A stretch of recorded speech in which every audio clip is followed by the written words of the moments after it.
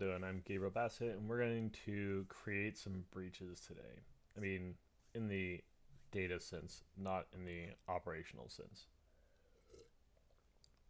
And so, for those who don't know, what we do here is we take news articles about breaches that have happened over the last year, and we turn them into a structured language called Varus. And so Varus can be found in the Varus repository at vzrisk/Varus. It's a JSON schema, and there's details about it at varuscommunity.net, though they're not. The most up-to-date location is in the Varus repo. From here, we're going to use the Varus web app, which is at this link, to do the coding. And one of the things we haven't really ever talked about on stream is the schema choice, because it always just came up DVIR.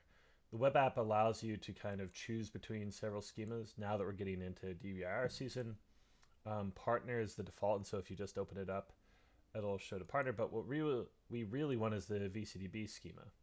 1.3.4 is the most up-to-date one, but you can choose past ones. And you'll need to load, you can choose to load a external schema and put it in here if you have your own schema. These settings here just filter what's shown. And so, for example, over here, you'll notice there's no source ID, there's no GitHub ID. And when we apply the VCDB schema, we're going to get a bunch of other things in here. And the reason is because different people filling out different schemas for different reasons prioritize different things. GitHub is important. The GitHub ID is important for VCDB because we're tracking from a VCDB GitHub repository issue to a JSON record. But it's not important for anything else because none of those other records come from GitHub. And so this is literally, it just controls which fields are seen, which ones are shown and in what order, which schema you choose up here. Or for the most part, if you choose Varus Community, it will show you the basic Varus Community schema. And if you choose other, it shows you the schema from here. Same for VZIR. It loads whatever schema is here. And if you choose other, it does no grooming. And so you can choose whatever schema you want and have it just displayed in the most clear way. We've applied the VCDB schema. It gives us a new UUID for our master and incident ID, and we'll get started. I am the analyst. The year is 2020, and we need to look. Ransomware attack hits same school district twice. Yay. So let's open up the information about it here and see what it has to say. Oh, you know, and I should switch these around. I should put this one by itself, and I should put the Varus ones over here in this window, or the VCDB ones over here in this window, because we're going to always want the web app open, and we will not always need to be looking at the VCDB issue. So let's see what we have here. Connecticut school districts teachers are working without computer access less than a week after a second ransomware malware attack targeted the district servers. The problem is there's not exactly a lot of detail here. Yeah, that would be fun. I could create like a schema that has that kind of novella outline. For breaches, it'd be a fun way to fill in breaches or present them. Let's see. The American reports staff members report suspicious activity. The district was the victim of a 3-month ransomware attack in summer. It blocked all 5 schools from accessing internal files. District may turn on a few computers for school secretaries, but the remainder computers will remain shut down. See, there's not a lot of detail here. And this one is the WFSB. It's not this. Maybe this goes to a more detailed one. DBIR Noir. That is not a bad idea. It's fun to do kind of mock DBIR stuff every once in a while.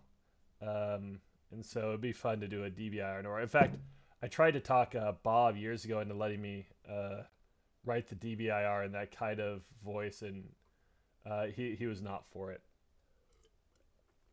Actually, I wanted to write him in a how to get smart. What was the crime drama where it was like the detective was Friday and his partner was Friday? Dragnet. Like write it in a Dragnet. Write the DBIR in a Dragnet voice. But Bob didn't think that was such a great idea. Probably right. Okay. So second time this year, blah blah blah.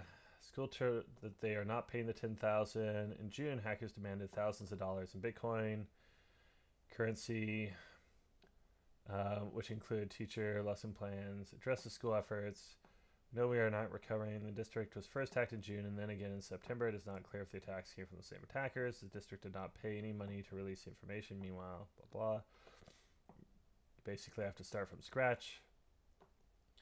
These ransom people want you to pay a ransom to get all your files back.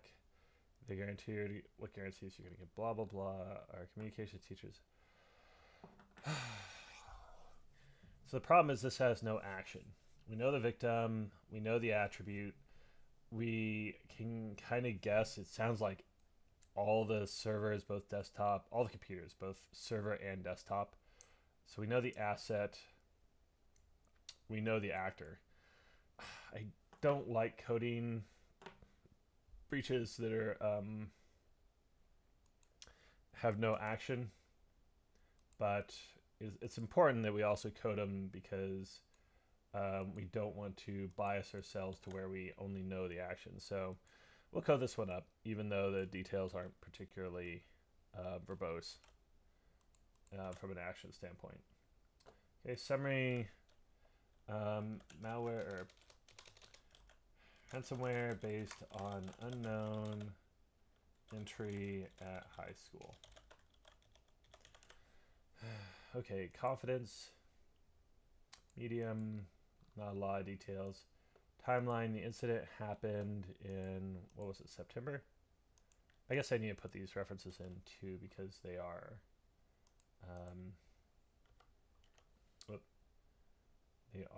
in the list.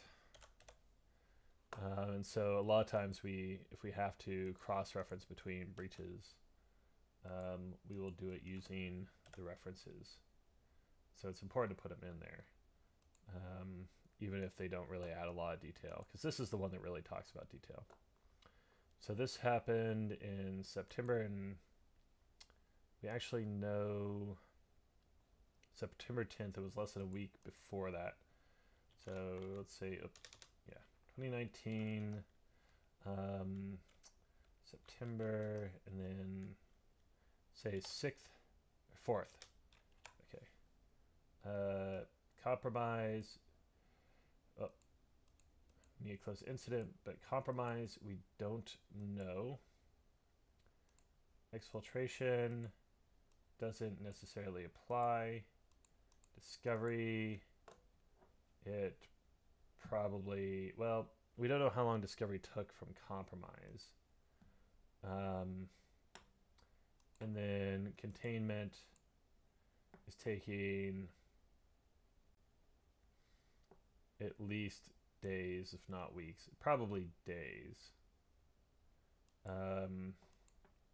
Because they're at 1 week and they're less than a week and they're starting to bring systems back online, it sounded like. The victim is Connecticut School District. Computers, Wilscott School. Okay, Wilscott School District. Okay. And what can we find about the Wilscott School District?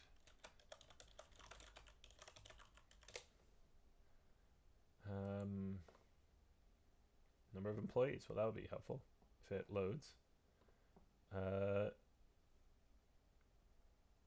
That feels low.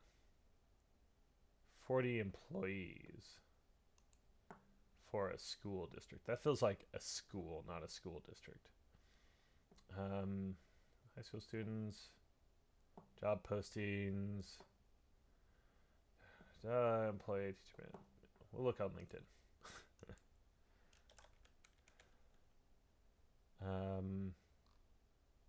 Here. Wilcott.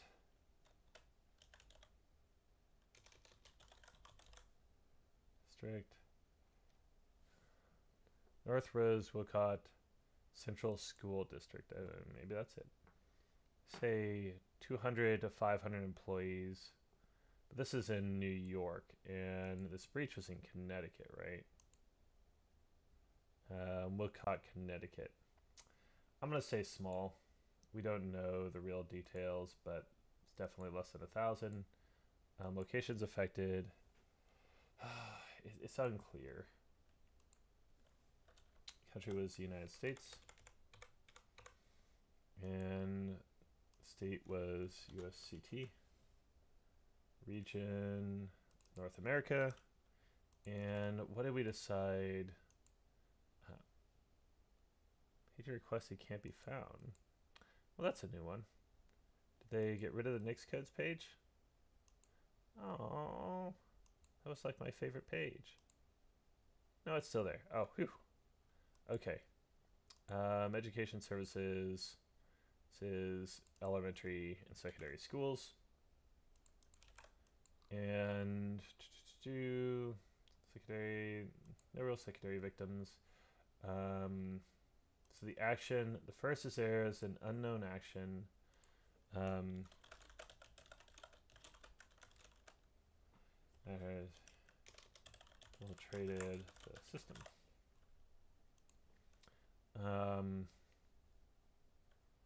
Let's see, and then what we do know is we know that they used malware, ransomware, and it's unclear how it got there. That's really a lot of what we know. We know that it is actor. There's crime for financial gain. By the way, there's a lot of more info links. Those tend to link back to the various community website in case you want to know a little bit more about what actor or action means. Especially if you're starting out, it's helpful. You'll notice the country is not required anymore as of this update of Varus, because a lot of times we simply don't know it, and it's really not that important from an attribution standpoint. Asset, total number of assets we don't know. We know it's servers. So we'll put servers unknown, and we know it was desktops. So user devices, user desktop or laptop, and that's a new one for this version of Varus. Seem to be on-prem assets, and that is cloud. Actually should be required. I'm surprised it doesn't say. It should have a star by it. I have to check the schema to make sure it's required. Then IT technology, really. And the country, again, was the United States. Okay, targeted. Probably opportunistic. It's where they could make the money. They didn't care about the school district. Data disclosure, unknown. We don't know if they used passwords or something to get in. Because we don't know about the way they used to access the system, we don't know. Actually, in fact, we shouldn't really be coding confidentiality at all. We should be coding availability, obscuration for ransomware, at least days. Then there are no unknown results, no unknown attributes that we know of. Discovery was internal and then reported by an employee, because it said employees noticed something odd. Value chain, there was ransomware development involved. We don't know what kind of non-distribution services, which is a shame because it'd be really nice to know the non-distribution services. Targeting, there had to be some kind of targeting involved. So we're going to put unknown because targeting exists, but we don't know what it was. Distribution, again, distribution had to have occurred, but we don't know how. Cash out will be cryptocurrency. And money laundering, we don't know anything about whether they're laundering the money at all. The impact overall rating was, let's see, distracting. It has limited work, but not necessarily, we don't know exactly it's costing anything specifically. And plus the event chain is going to be an unknown action by an external actor on an unknown asset to get it in. This is filtration. And then after that, the action was malware by a external actor on, we're going to put user devices because you can't put two devices at the same level, and availability. And this would also technically be the servers as well if we were able to add that. But it's better to probably put one into both since it really happened as a single step. Which comes up, which is a really interesting point, is we don't have really good tools to parse. Like, we're starting to hear a lot about thinking in terms of attack paths, but we lack the tools to really work with actual attack data, attack path data. Because attacks don't follow a nice, simple path.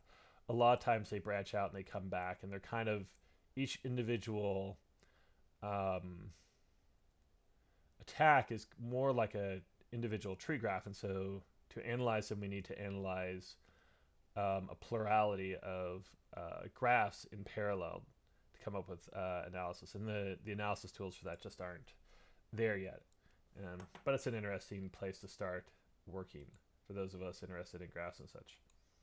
We'll mark this one validated, we'll save it, and if you've seen this before, a lot of times, or normally, we copy it off into a text document just so that we have an extra copy of it in case the web app crashes or something, or the website crashes, or whatever reason. It's never hurts to have two copies.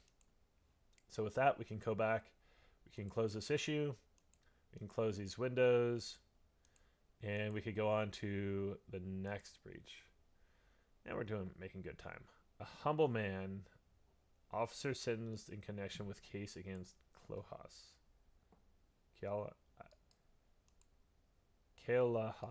I am butchering that, and I horribly apologize to all those it is related to. A Honolulu officer has been sentenced to 1 year probation in order to pay $2,500 fine after pleading guilty to violating confidentiality and confidential information in misdemeanor.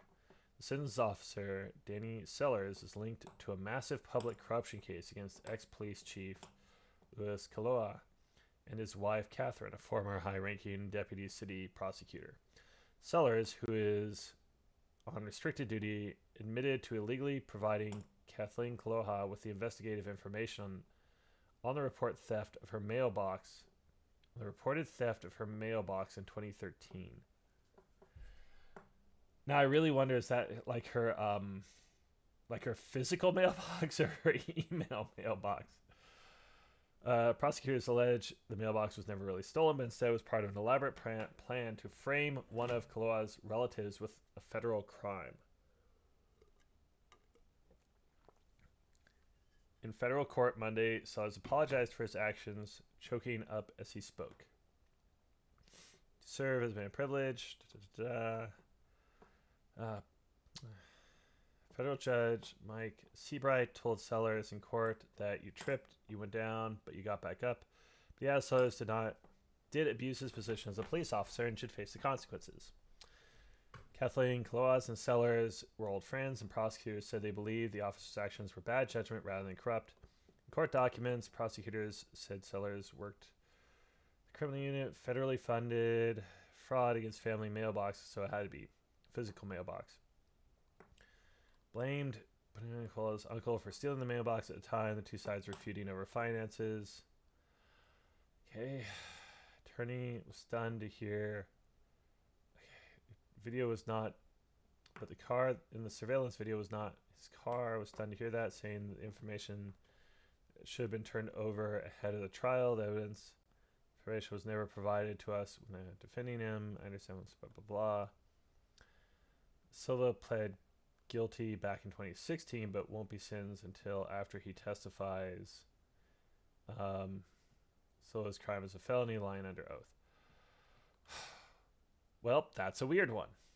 Okay, let's give it a shot. So it's confirmed that something happened here. Technically, it is a breach. It's a really weird one. Okay, so police officer provided investigation information to unauthorized third party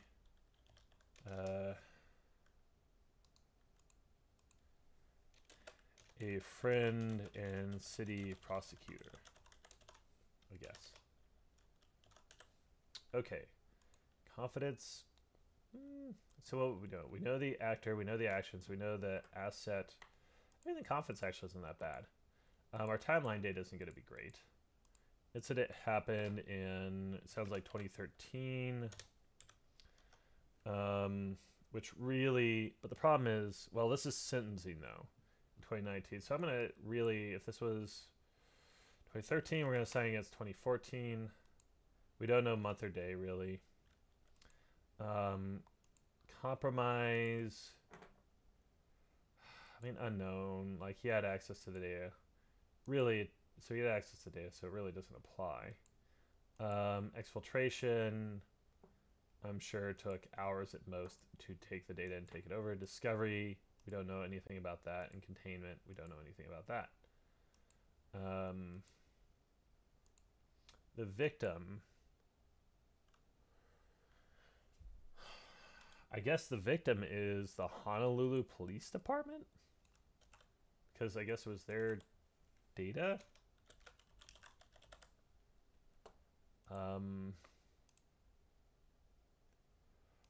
I guess.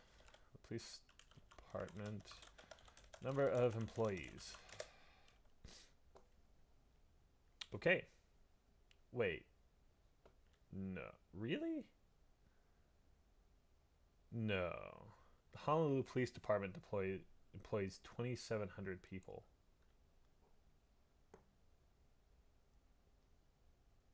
Okay. I did not realize that police departments were that large. I'll be honest. 1,000 to 10,000 people. Industry.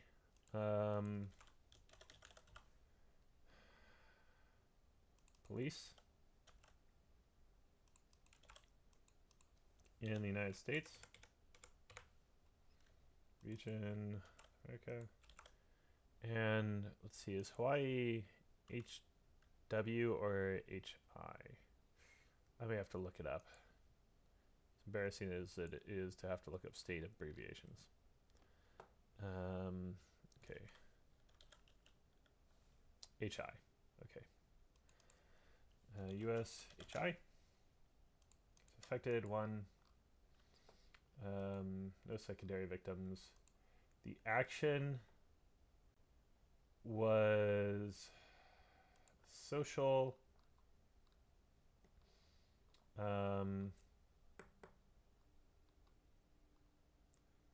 No, it was air. Well, misuse. No, it's misuse. Because he shared knowledge abuse, abuse of private or entrusted knowledge. Vector. And these have changed a little bit. I think. No, it was the other. It was the asset ones that we changed to be a little more consistent. I'm going to put unknown because I don't think that any of these really reflect what's going on here. And I guess if there's, well, I mean, 1.42 million, I guess. But I mean, this is just like a city, right? Honolulu, it's like 3,000 police officers for a city so Honolulu's on the Big Island, right? Anyway, this was used to exfiltrate data. The actor was internal. Auditor, call, cashier, developer, doctor, end user, or no regular employee, executive, finance, guard, security guard, I guess. You probably should change the definition for security guard to security guard or police officer. That would be a prudent change. So I'm going to really quickly update that as a potential change for next year in the various repos and issue. Excuse me. We'll make a new issue. Consider making guard in actor.internal guard or police officer. Just because they're very similar in context. Label this enumeration change. In fact, it's a very easy documentation change. Go. Motive. Fun, curiosity, or pride. Doesn't really apply. Ideology is the closest one, I think. Was it fear, duress? Convenience or expediency? Not really. Espionage? No. Finance or personal gain? Not really. Fun, curiosity, or pride? No, it wasn't just for fun. It wasn't because he was offended, but it was because he had a friend and he was helping them out, but it was not aiding in a secondary attack. No job change. So that really gets the actor. Yeah. I guess if Island of Oahu, okay. I guess if the population is 250,000, then it makes sense to have, well, that's what, one police officer for almost every 10 people? Still seems high, but what do I know? Okay. Actor, asset, one piece of data. And this would have been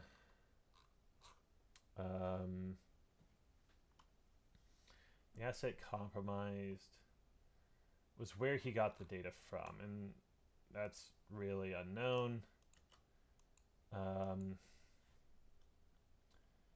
This is really not applicable because this is not like a cloud or prem system really. Technology role is not applicable. This was in the United States.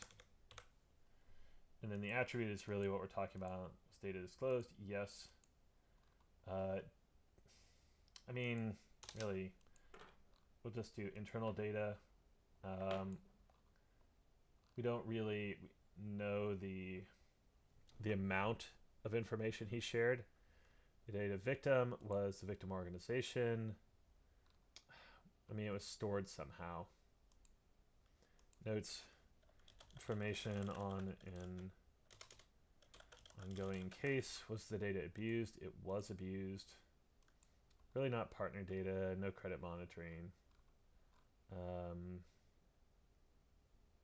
Credit monitoring really is for credit card. Anyway. Discovery method, it's just unknown. We don't have any details about the discovery method.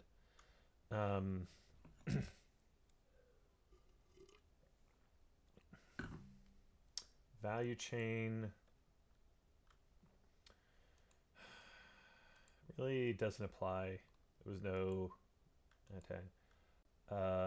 impact was insignificant.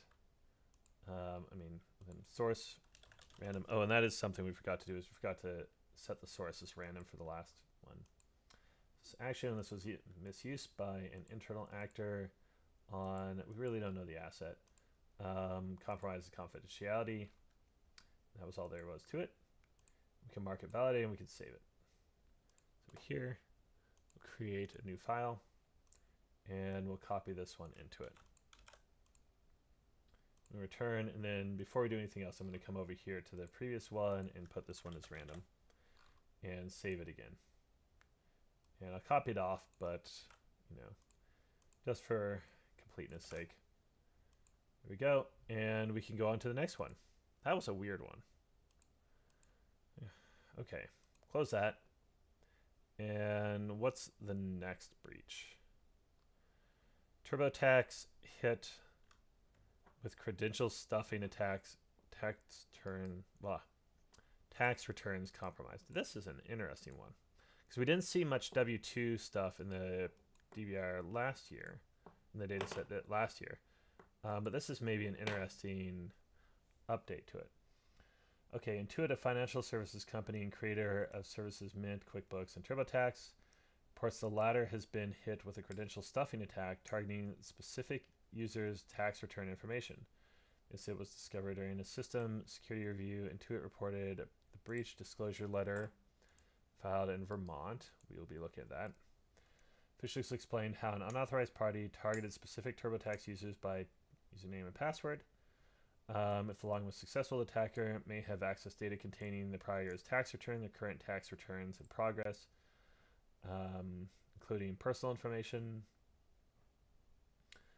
Intuit has issued a statement emphasizing that this has not been a breach of their systems, which is completely understandable because it wasn't a breach of their systems. It was a breach of passwords. Okay.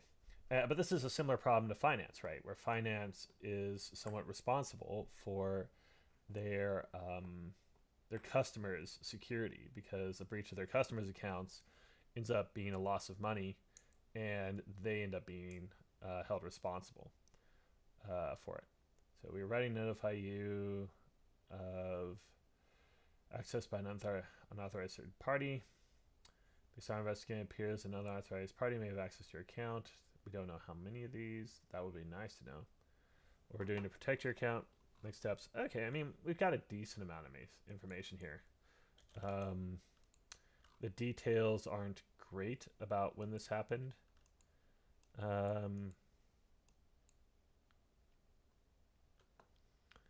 Access. Just explain how not.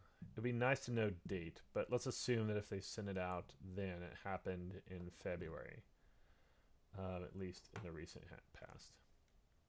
So there's our breach here. Here we go. There's our GitHub incident confirmed.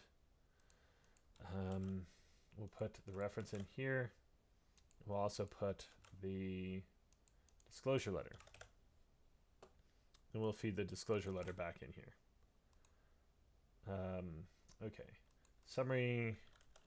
Credential stuffing against tax web app. Okay. Confidence. Median. The details are kind of light. Incident 2019, February. If you're hitting in February, it's probably for tax fraud. Compromise. We don't know how long the credential stuffing went. We don't know whether they were trying random passwords or whether this was someone bought accounts that actually worked and then just tried the ones that were known. It's unclear to me about that. Exfiltration. They don't really say anything about that. They don't say anything about how long it took them to discover it. They discovered it, but we do know how they discovered it. And we don't know how long it took for containment. We would assume that within hours or days they reset everyone's passwords or something. The victim in this case is Intuit. How many employees does Intuit have? Oh, where'd my... Okay. Intuit, number of employees. They have to be really only 8,000. Okay. I'm like thinking about that in terms relative to the size of the Honolulu Police Department. They are probably a software manufacturer, but I'll look up a NICS code for them. There is a services NICS code. 518.218. This data processing related services. Well, maybe they get that. I do like this one for like tech companies. In fact, it may make sense to create a GitHub style guide issue to use this NICS code for tech companies.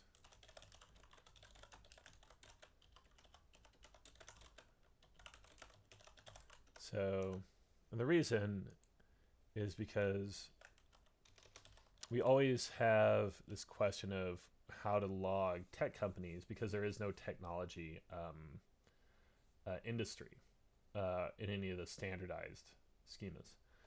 And so this one actually is a pretty good one to use for that. It covers a lot of the technology services companies that aren't otherwise, mainly distributing software or hardware. So let's see. Maybe so Nix 518.210 maybe good code to use for companies generally, let's say colloquially described as technology when they are not primarily software or hardware development companies. So we'll make that a style guide, coding style issue, and we'll put it in there in the repo for anyone to look at. So locations affected, one in the United States. It's not really clear where. I mean, we could assign it to Intuit's corporate office, but we really don't know the details of the state. So I'm going to leave that in case it happens somewhere else. Action, hacking, use of stolen credentials. There we are. Through the web app for infiltration. And then they probably just use the services to exfiltrate data. And we normally don't count that as a separate action to just, use the tool to, download data or whatever they were doing with it. Actor external, I think we can say they have a credential stuffing system, they are organized, and if they're attacking a tax site, they are financially motivated. We don't know where they're from though. Asset that was compromised, we'll say one web application. I'm sure there are other backend stuff. Cloud. Unknown. Well, yeah.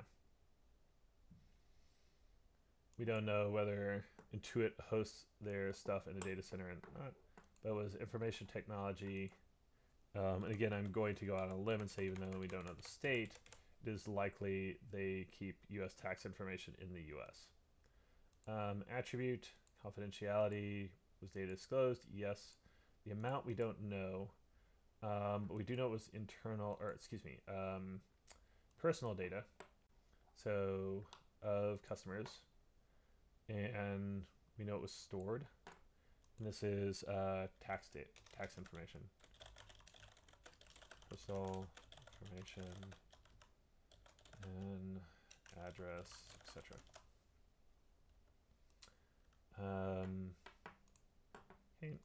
Oh, and we know credentials were involved. So at some point they had credentials, but very likely they either bought or they got them through the credential stuffing. They say stuffing specifically, so they probably had them already, but we know credentials were breached. Data abuse, probably. It's hard to say for certain, but it seems very likely. Discovery method was an internal audit, I think. Where is it? There's data financial. It wasn't a financial audit, but IT review, I think. Was it targeted? That's a good question. Really opportunistic because they had the... No, but I'm going to go with targeted because... Not because of the accounts, but because Intuit has a specific data set that other targets wouldn't have. Like, you need to go to them for it. So, development was not necessary, but targeting was with credentials. but not default credentials. Let's see. Email addresses, lost or stolen credentials. There we go. Distribution was not applicable. There was no distribution. Do we put, yeah, we put name. Cash out will likely be fraud of some type. And money laundering, we don't know. And the impact, it's unknown. Well, to the victim, it's insignificant. They just put an alert. To the customers, will probably be significant. This is a random assignment. Right, just double checking. It's a random assignment.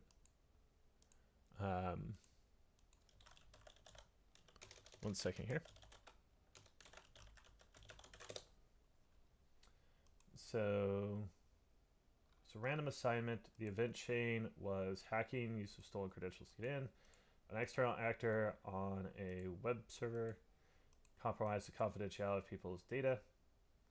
And then analysis, validated. And we have 3 down. We are on a roll. So we'll create a new file, put it in here. And I think I'm going to do one more, so I might as well create the last file for myself.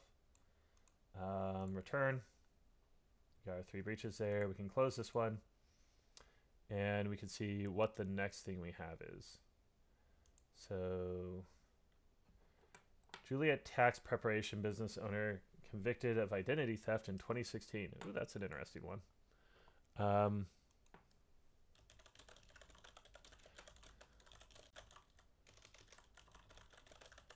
Let's see.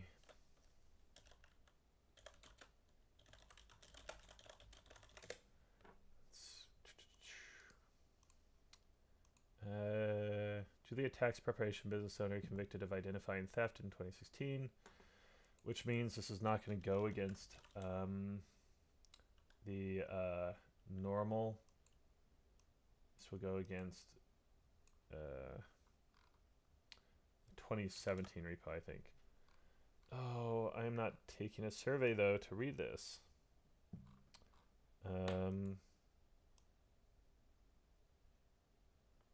I'm going to search for this and see if we can find any articles that were, well, I guess here. Let's answer this, and if it will give it to me if I size of your work company. Yeah, look. Which company? No, I'll go with this company. Let's see. Following statements best describes your experience with WeWork.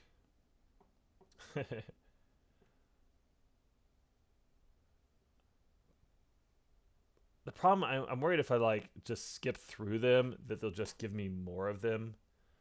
I know what WeWork does. I'm pretty sure what they do is fraud. There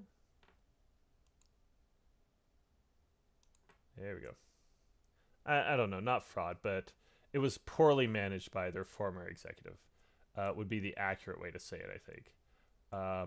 And then SunTrust, what is it? That investment firm had to bail them out. Yeah, you are too informed to continue the survey. That's an appropriate way to describe it. Okay.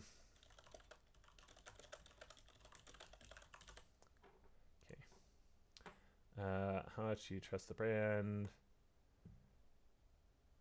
I mean, they do deliver office solutions. I don't think that they ever, well, other than their Wi-Fi being a little sketchy, we coded something like that a bit back.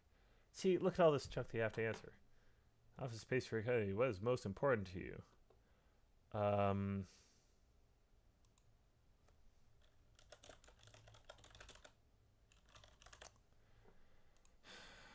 Do that. Where do you go when researching office space?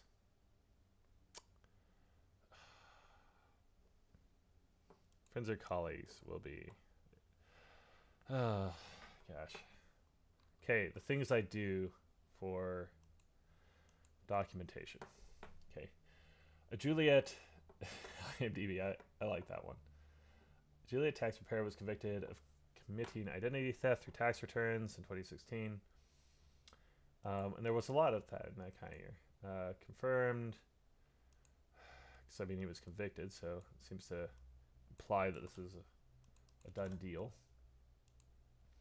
We'll grab the reference. Tax repair committed identity theft. Seems high. Timeline. It said it occurred in 2016. And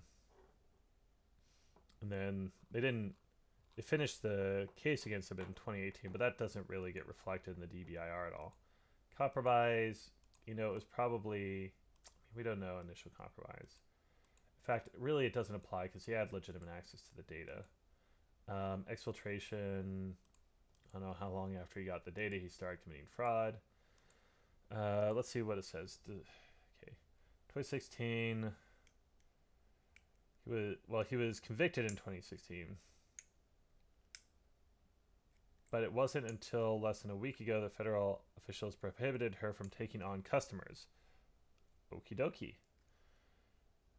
Leticia Rodriguez, 42.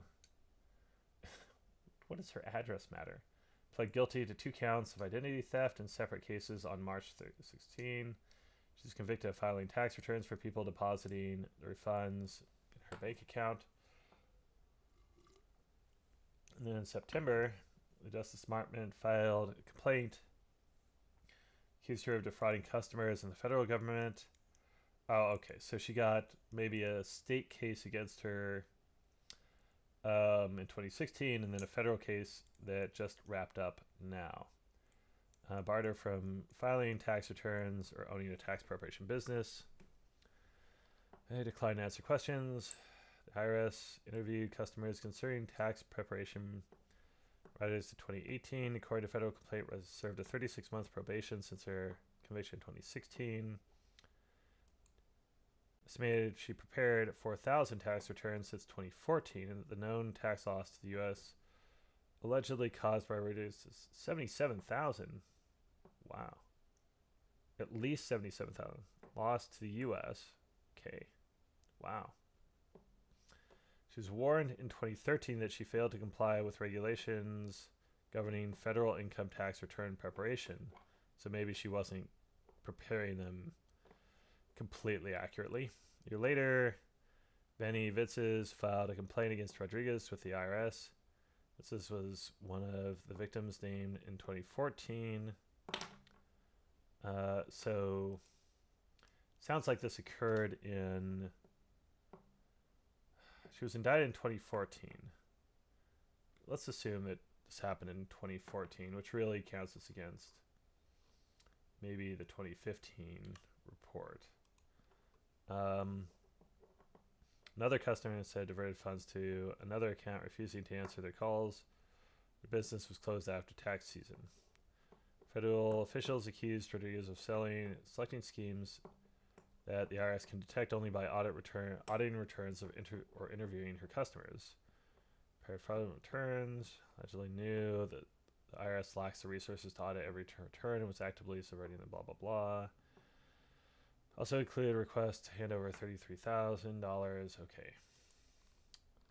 Well, let's see what we can do with that. I guess we answered this. Discovery took months at least because it happened by someone. Containment took really years because it wasn't until 2016 that she was convicted. In fact, years, we can put a containment of really 4 years, right? So it was 2014 when she would likely committed, and 2018 when she stopped filing tax returns. Okay, in this case, the victim is going to be the U.S. Treasury? Say the IRS. U.S. Internal Revenue Service. Well, no, it's, well,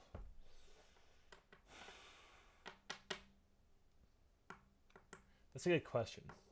Because she got caught because she stole from 2 people. But we don't normally code breaches from people, but she was also stealing from the government. So, let's see. I think we'll probably code the government one if we can. How many employees does the IRS have? 74,000. Okay, good to know. So 50 to 100,000. Nope.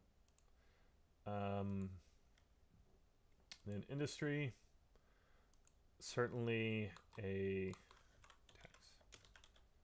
Not what I was looking for. Nope. Maybe revenue. It's gonna be in section 92. I was hoping maybe there was something specifically for national security, space, technology, regulation, administration of economic programs, urban housing, air, environmental, veterans affairs, public health, justice or safety, fire protection, parole, correctional, legal, police, justice, general government support, public finance activities. I'm going to go with that as, I guess. One location, states, North America. State, what state was she in? Again. Where is this from? The Herald News. That's not helpful.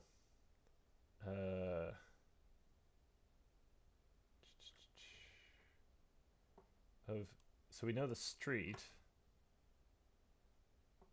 Where is this from? Menu, events, newspaper archives, Will County deals, jobs, real estate. Use real estate to figure out. Juliet, the Herald News. We'll go with Illinois. Okay. USIL. It's always surprising sometimes how hard it can be to figure out the location or the state of like a local newspaper that doesn't necessarily imply where it's from. Okay. Action, misuse,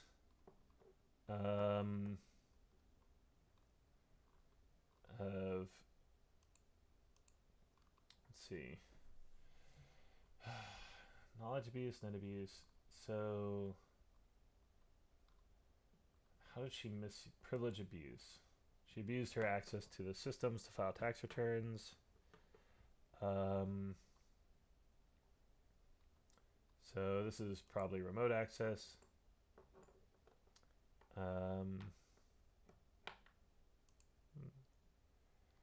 Social. This is straight up fraud. Or privilege abuse. Really not exfiltrate, infiltrate any of those. We'll just say misuse. Physical, no. The actor was external.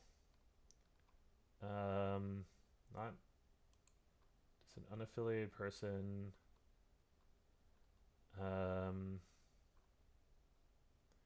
For financial gain in the United States. And we can put the region here. And then asset. The asset that was compromised or was abused was probably, would it be a web? I think it'd be a web app. It's unknown type. And this would be, we'll say 1 because it was just kind of the tax return system. IT in the United States. And likely not cloud, but it's hard to say what it was. And then really the integrity of it. Fraudulent transactions. Targeted.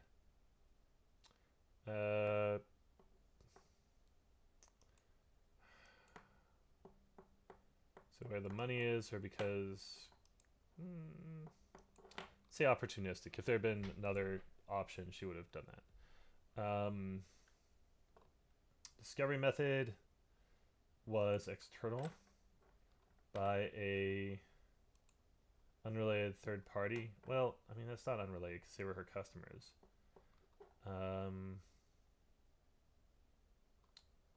But unrelated to the victim.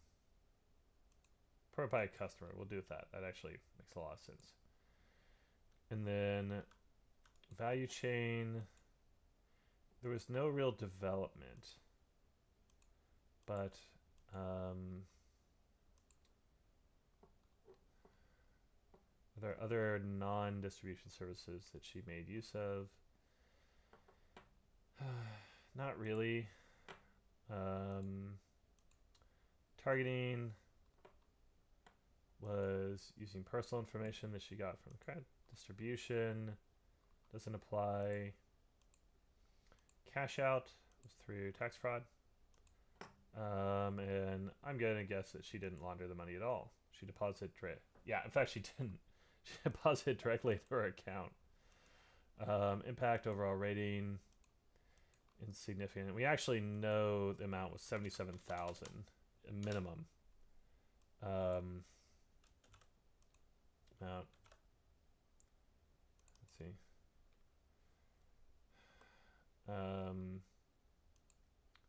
Let's see. We should select an ISO code, which is US dollars. And losses, variety, asset and fraud, rating, minor, amount 77,000 at least. Yeah. So plus, so random assignment, event chain, misuse by an external actor on a server, compromised the integrity of the system through fraudulent transactions, and we can validate it. Okay. We've had some odd ones today. Okay, and that puts us right about at time. It's right at 10. We got 4 incidents done. We'll upload those to VCDB today, and we'll have them available.